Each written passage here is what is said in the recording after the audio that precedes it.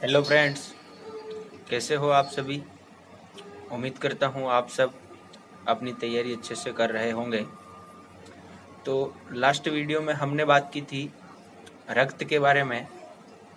लाल रुधिर कणिकाएं, श्वेत रुधिर कणिकाएं और ब्लड प्लेटलेट्स के बारे में हमने अध्ययन किया था। तो इसी कड़ी में आगे का चैप्टर हम पढ़ेंगे आज रक्त समूह के बारे में या ब्लड ग्रुप के बारे में आज हम बात करेंगे। ब्लड ग्रुप के बारे में आज हम बात करेंगे। तो सबसे पहले ब्लड ग्रुप की खोज किसने की थी? तो ब्लड ग्रुप की या रक्त समूह की खोज की थी कार्ल लैंड स्टीनर ने सन 1900 ईस्वी में की थी और इस खोज के लिए उन्हें 1930 में नोबेल पुरस्कार से सम्मानित किया गया था।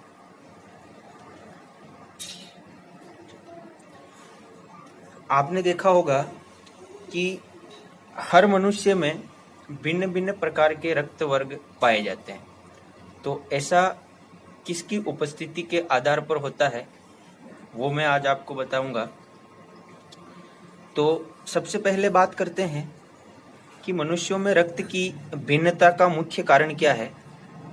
रक्त वर्ग की भिन्नता का मुख्य कारण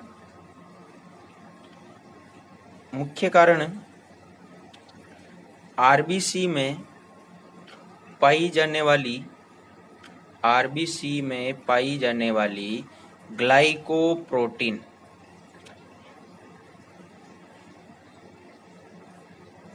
रक्त वर्ग की भिन्नता का मुख्य कारण आरबीसी में पाई जाने वाली ग्लाइकोप्रोटीन है, जिसे एंटीजन कहते हैं।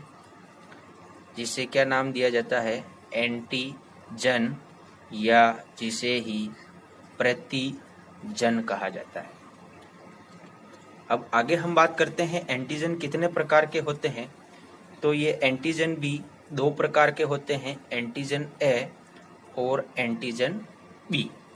तो इन्हीं एंटीजन की उपस्थिति के आधार पर मनुष्य में चार प्रकार के रुधिर वर्ग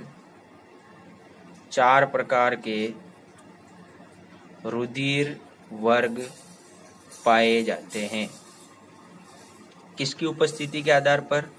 एंटीजन की उपस्थिति के आधार पर एंटीजन ए और एंटीजन बी, इनकी उपस्थिति के आधार पर चार प्रकार के रुधिर वर्ग पाए जाते हैं। कौन कौन से होते हैं चार प्रकार के रुधिर वर्ग? तो आगे बात करते हैं। जिनमें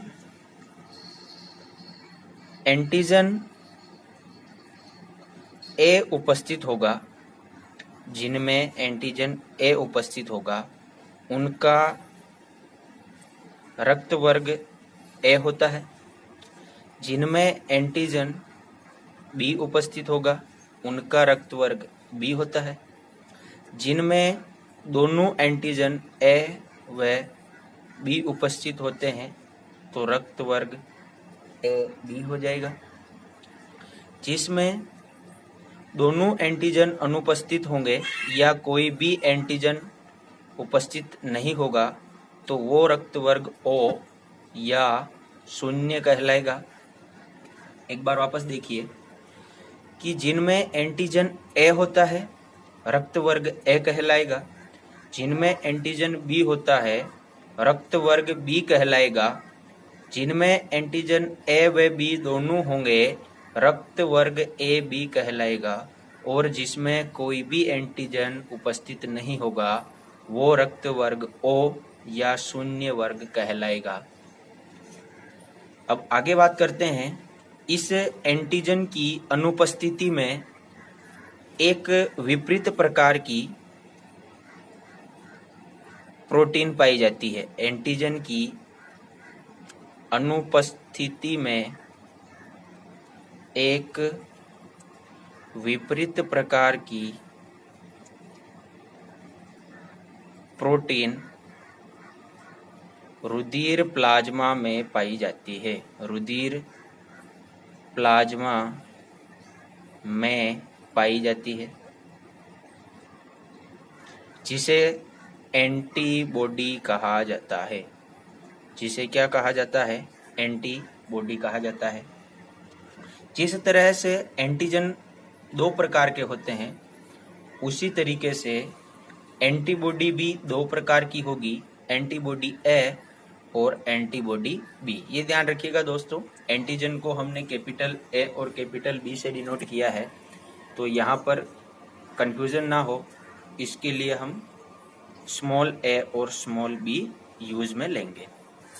ठीक है, तो एंटीबॉडी भी हमने देख ली, दो प्रकार की होती है, एंटीबॉडी ए और एंटीबॉडी बी। एंटीबॉडी कहाँ पाई जाती है? तो प्लाज्मा में, और एंटीजन कहाँ पाए जाते हैं? वो आरबीसी के अंदर पाए जाते हैं। तो अब हम आगे देखते हैं कि रुधिर के चारों वर्गों के साथ एंटीजन और एंटीबॉडी का वितरण कैसे होता है। रुधिर के चारों वर्गों के साथ एंटीजन व एंटीबॉडी का वर्गीकरण। रुधिर के चारों वर्गों के साथ एंटीजन व एंटीबॉडी वितरण।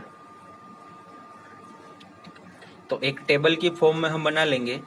यहाँ पर हम लिख देंगे रक्त वर्ग, यहाँ हमने लिख दिया एंटीजन। एंटीजन कहाँ पाए जाते हैं? तो आरबीसी में। और एंटीबॉडी कहाँ पाई जाती है?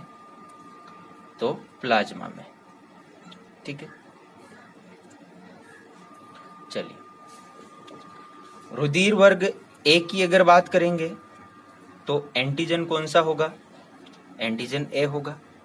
और अगर एंटीजन ए है तो एंटीबॉडी कौन सी हो जाएगी? इसके विपरीत, तो बी हो जाएगी। इसी तरीके से अगर रक्त वर्ग बी की बात करें तो एंटीजन तो होगा बी और एंटीबॉडी इसके विपरीत ए हो जाएगी। अगर रक्त वर्ग ए बी की बात करें तो एंटीजन तो ए व बी दोनों हो जाएंगे। अब जब दोनों एंटीजन यहाँ है तो एंटीबॉडी इसमें अनुपस्थित होगी। इसी तरीके से अगर ओ रक्त वर्ग की बात करें तो इसमें कोई भी एंटीजन नहीं होगा, और जब एंटीजन कोई भी नहीं होगा तो एंटीबॉडी ए व बी दोनों इसमें उपस्थित रहेगी। एक बार इसको वापस देखते हैं दोस्तों कि अगर ब्लड ग्रुप ए है तो एंटीजन ए होगा और उसके विपरीत होगी एंटीबॉडी, एंटीबॉडी बी हो जाएगी। अगर रुधिर वर्ग बी है तो एंटीजन भी बी होगा और उसके विपरीत एंटीबॉडी हो जाएगी ए। अगर रुधिर वर्ग ए बी है तो एंटीजन ए व बी दोनों होंगे, और जब दोनों एंटीजन होंगे तो एंटीबॉडी अनुपस्थित हो जाएगी। और रुधिर वर्ग ओ है तो एंटीजन इसमें अनुपस्थित होंगे, तो दोनों प्रकार की एंटीबॉडी इसमें उपस्थित रहेगी। चलिए अब आगे हम बात करते हैं सर्वदाता और सर्वग्राही के बारे में। सर्वदाता या इसे ही यूनिवर्सल डोनर। सर्वदाता कौन सा रक्त वर्ग होता है?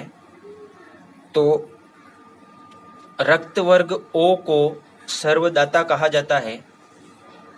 मतलब कि यह किसी भी रक्त वर्ग के मनुष्य को ब्लड डोनेट कर सकता है। सर्वदाता। सर्वदाता क्यों कहा जाता है? क्योंकि इसमें कोई भी एंटीजन नहीं होता, कोई भी एंटीजन नहीं होने के कारण। इसी तरीके से सर्वग्राही की अगर बात करेंगे या जिसे यूनिवर्सल एक्सेप्टर